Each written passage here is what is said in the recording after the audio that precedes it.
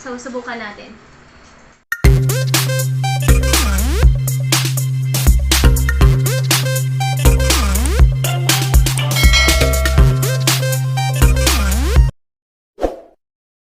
Hello guys! This is me, alieashlasic, and welcome back to my YouTube channel. Kung bago ka pa lang sa aking channel, huwag mo nang kakalimutan na i-like at subscribe at i-click ang notification bell para lagi kang updated sa mga videos na aking i-upload.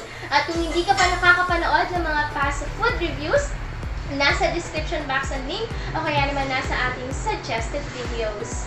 So ayun guys, isa na namang food review ang ating pagsasamahan sa araw na ito. So kung yung last time, nagkaroon tayo ng food review sa isang giant pizza burger, ngayon guys ay magkakaroon na naman tayo ng food review sa giant pizza burger. So yun guys, kita nyo naman na talagang patok ang trending ang negosyo na ito since pangalawang beses na nating magpo-food review nitong giant pizza burger na talaga namang tinatangkilik ng nakararami. Bago tayo magsimula guys, nais kong pasalamatan ang The House of Crust sa kanilang ipinadalang giant pizza burger!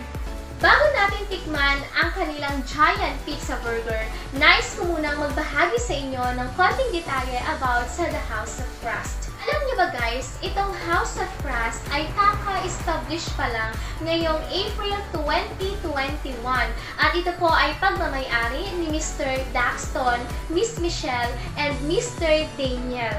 As you can see guys, bagong-bago at fresh na fresh pa lang ang House of Crust. Kaya ngayon ay titikman natin ang kanilang sariling version ng giant pizza burger. Kaya talaga guys, hindi na natin patatagalin pa, tikman na natin ang giant pizza burger.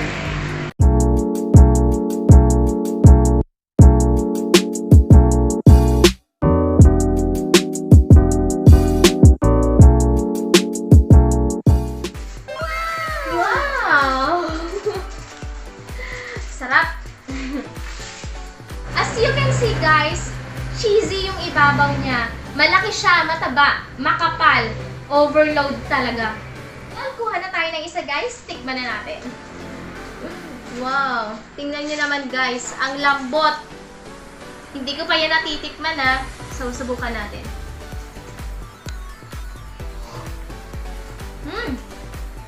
Ang sarap!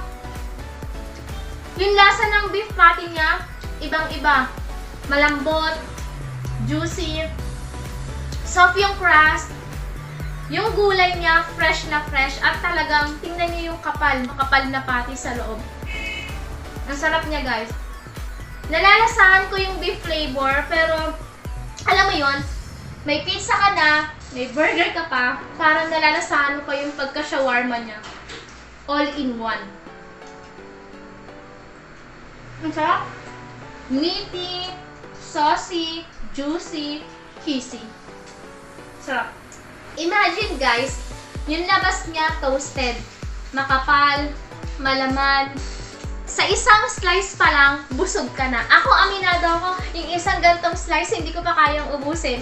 Kaya guys, perfect pang pamilya, mapabarkada man, at kung pwede mong pang regalo. Suwak na suwak. So ngayon naman guys, lagyan natin ng hot sauce. Kung ano yung lasa niya. Hirap buksan ah.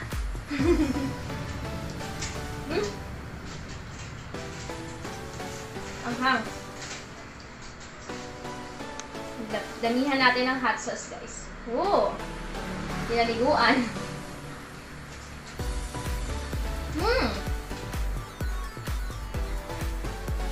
Ang sarap! Mas masarap siya kapag maanghang. Alam mo yun, mas gaganahan kang kumain. Nabubusog ka na sa sarap.